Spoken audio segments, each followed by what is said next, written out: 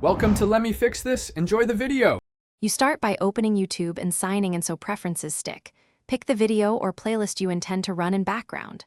Once playing, switch to the app's playback controls and confirm the stream format supports background audio. If you use mobile, grant audio and picture-in-picture permissions now. These let YouTube continue when you leave the app. This early setup prevents interruptions and makes the next steps, switching apps or locking the screen, work reliably. Next, choose the method for background play that fits your device. If you have YouTube Premium, turn on background play in settings. This is the cleanest option. For non-premium, open YouTube in a mobile browser, request the desktop site, start playback, then switch apps, or enable picture-in-picture on Android for a floating player. On iOS, start playback, then use Control Center to continue audio when you exit. These approaches differ in reliability, so pick one you can repeat easily. Finally, verify background playback by locking the screen or switching to another app.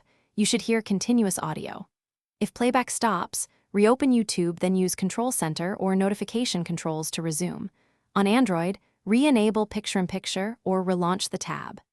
Make sure your app and OS are updated and clear cache if problems persist. This fixes corrupted playback states.